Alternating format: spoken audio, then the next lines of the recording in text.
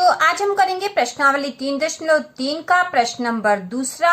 और इसके पहले के सवाल हम कर चुके हैं। यदि आपने नहीं देखा हो तो चैनल के प्लेलिस्ट में जाकर देख सकते हो। तो प्रश्न नंबर दूसरा है 2x धन 3y बराबर 11 और 2x ऋण 4y बराबर ऋण 24 को हल कीजिए और इससे m का वह मान ज्ञात कीजिए जिसके लिए y बराबर mx धन 3 हो।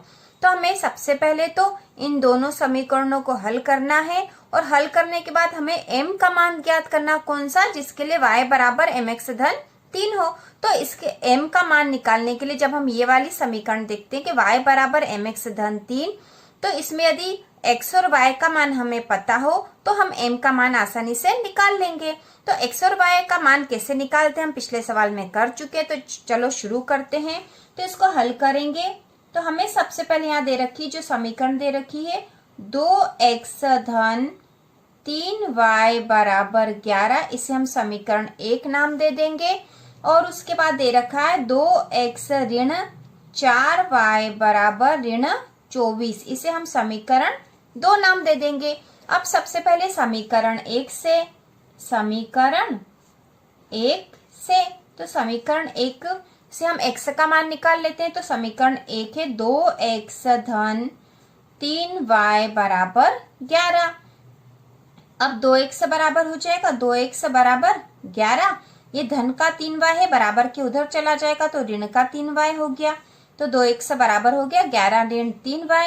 अब x का मान निकालना है, इसलिए x बराबर 11 ऋण 3y बटे, ये 2x के साथ गुणा में था तो इधर आएगा बराबर के इधर, तो ये बट्टे में हो जाएगा तो बट्टे 2 हो गया। तो x बराबर 11 ऋण 3y बट्टे 2। तो अब हमें x का मान हमने निकाल लिया है, इसे हम समीकरण 3 नाम दे देते हैं। ठीक है, समीकरण 3 नाम दे दिया। अब x का मान समीकरण 2 में रखने पर, ठीक है, x का मान हम समीकरण 2 में रख देंगे। प्रतिस्थापन विधि है जो कि प्रश्न 1 में हमने अच्छे से समझ ली है। तो x का मान समीकरण 2 में रख देंगे। ठीक है, समीकरण 2 में x का मान रख देंगे। तो समीकरण 2 है 2x ऋण 4y बराबर ऋण 24।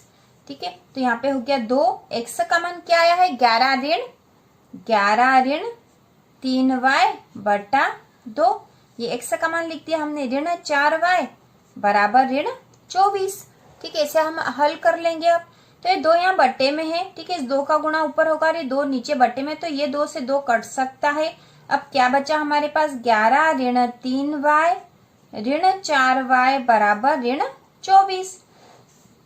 अब हम y वाली संख्या को जोड़ लेंगे क्योंकि ऋण 3y है और ऋण 4y है। तो 11 और ये ऋण वाली संख्या आपस में जुड़ जाएगी और चिन्ह ऋण का ही रहेगा, मतलब ये हो जाएगा ऋण 4 और 3 7y बराबर ऋण 24। अब हमें तो y का मान चाहिए तो हम लिख देंगे ऋण 7y बराबर ऋण 24 और ये 11 बराबर के इधर जाएगा तो ऋण का 11 हो गया।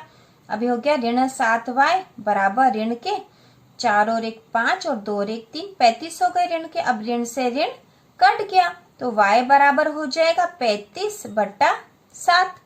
ठीक है, y बराबर 35 बटा 7, ये कट जाएगा 7 एकम 7 7 पंचो 35, y बराबर हो गया 5। तो y का मान हमने निकाल लिया, y का मान आ गया है 5। अब इस y के मान को हम समीकरण 3 में रख देंगे। ठीक है, समीकरण 3 में रख देंगे तो हमें x का मान आ जाएगा।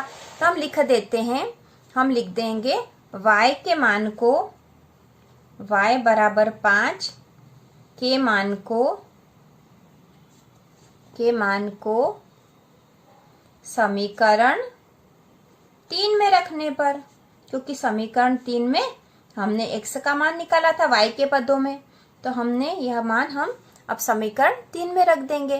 ठीक है, तो समीकरण 3 क्या थी हमारे पास, हमने क्या निकाली थी, x बराबर 11 ऋण 3y बटा 2। तो x बराबर 11 ऋण 3 और y का मान अभी हमने निकाला आया है 5 बटा 2। तो x बराबर 11 ऋण 5 का 3 में यहाँ गुणा होगा तो 5 या 15 हो गया बटे 2।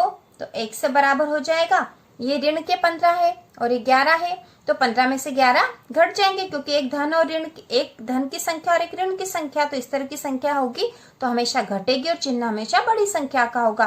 तो 15 में से 11 घट जाएंगे, बचा 4 और कैसा होगा, ऋण का 4/2। अभी आपस में कट जाएंगे, 2 एकम 2, 2 दूनी 4, तो x का मान आया है ऋण 2। ठीक है, ऋण 2 मान आएगा, x का मान आ गया है ऋण 2। अब हमारे पास x और y दोनों के मान आ गए हैं और हमें अब निकालना है m का मान।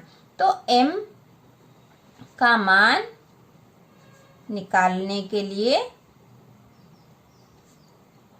m का मान निकालने के लिए हम क्या करेंगे, तो हमें जो समीकरण दे रखी है y बराबर, ठीक है, y बराबर mx धन 3, तो y का मान है 5, ठीक है, 5 बराबर m और x का मान हमने निकाल लिया है ऋण 2 धन 3।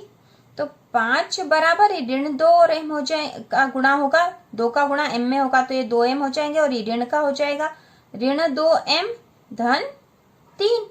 अब हमें तो m का मान चाहिए, ठीक है, तो अब हम क्या करेंगे, ये 5 है ही सही, धन 3 को इधर ले आएंगे तो ये ऋण का 3 हो जाएगा, धन के 3 को इधर ले आए, बराबर ऋण 2m। तो 5 में से 3 कम होंगे तो बच्चा 2 बराबर ऋण 2m। अब हमें m का मान चाहिए, तो m बराबर क्या हो जाएगा, 2 बट्टा और ये ऋण का 2 इसके बट्टे में चला जाएगा। ठीक है, m बराबर हो गया, m जो है m बराबर करेंगे तो बराबर के इधर वाली संख्या तो 2 है और ये ऋण 2 इसके बट्टे में जाएगा तो ऋण का 2 हो गया है। ठीक है, 2 से 2 कट जाएगा, 2 एकम 2, 2 एकम 2, तो m बराबर बच गया ऋण 1, m बराबर हो गया ऋण 1। ठीक है, हमें m का ही मान निकालना था, 2 से 2 काट दिए हैं और क्योंकि ऋण का 2 था तो ऋण जो है पूरी संख्या पर आएगा, तो ऋण का चिन्ह यहाँ आएगा, तो ये ऋण 1 हो गया है, m बराबर ऋण 1 और हमें m का ही मान निकालना था, m का ही मान हमसे पूछा था समीकरण हल करके, तो हम यहाँ पर आंसर लिख देंगे। ठीक है, उत्तर लिख देंगे m बराबर ऋण 1। ठीक है, और इसी प्रकार के और वीडियो देखने के लिए चैनल को सब्सक्राइब कीजिए।